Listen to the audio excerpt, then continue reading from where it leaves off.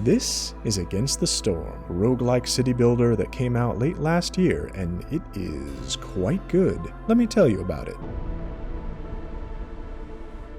The land of whatever it's called in this game has seen better days. A magical rain perennially pours down, corrupting the wilderness and making things weird. On top of that, after every handful of years, a megastorm comes in and blows the whole world back to square one. The only refuge lies in the smoldering city, because there's a volcano there to keep things toasty and dry. The city is ruled by the Scorched Queen, a mysterious monarch who sends you out into the wilds to set up colonies, letting you do the dirty work while she kicks back in her volcano fortress like some sort of supervillain. Luckily, you're not alone. You've got a range of settlers to bring with you and do the heavy lifting. The Scorched City is quite cosmopolitan and multicultural, and there's a variety of species with different quirks at your disposal. There's humans, of course. They like farming and love beer. They are by far the most basic choice in this game, and indeed in most fantasy settings. Beavers, a non-standard offering, good with wood as you might expect. Put them to work in the lumber camps right away. It bothers me tremendously that they don't use their teeth to cut down trees. They also like working with machines, because there are no goblins or gnomes in this world, so the beavers have to pull double duty. Lizard men, cold-blooded and warm-hearted. They don't like being chilly, which is difficult to accommodate in a world where it's always raining and most of the work is outdoors.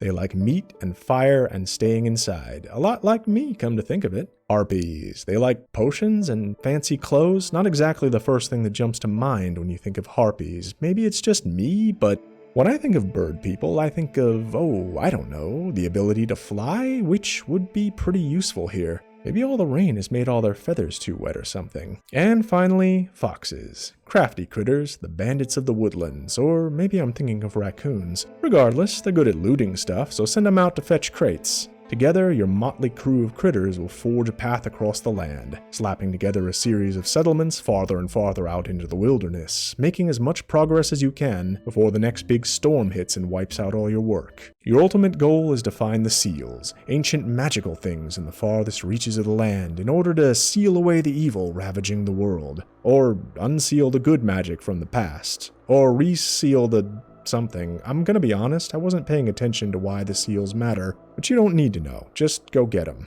Building a settlement is simple. At first, my first impressions were pretty meh.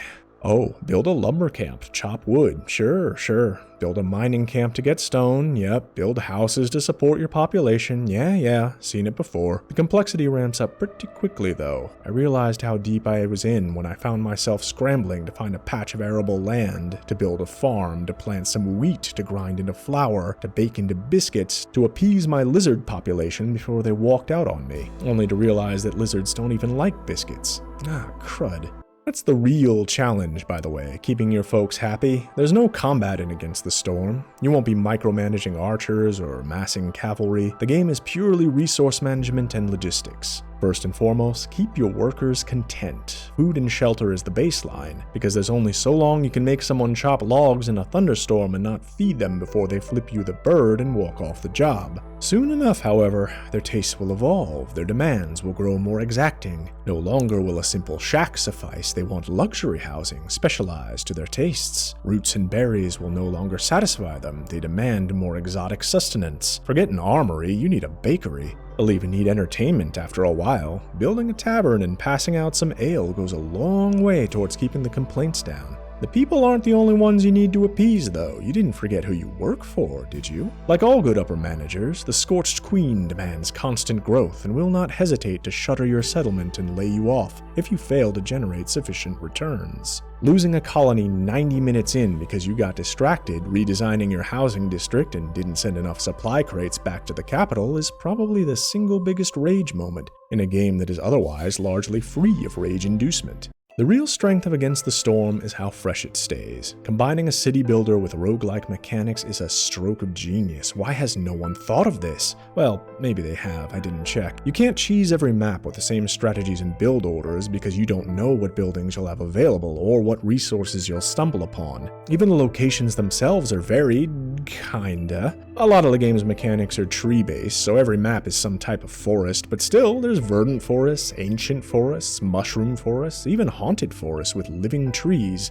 They get increasingly pissed at you the more of them you cut down. Don't let them intimidate you. Put the axe to them and harvest their sweet, sweet tree meat. I put over 100 hours into this game and I'm not stopping anytime soon. It's fantastic, and if you have any interest in city builders, you should pick it up.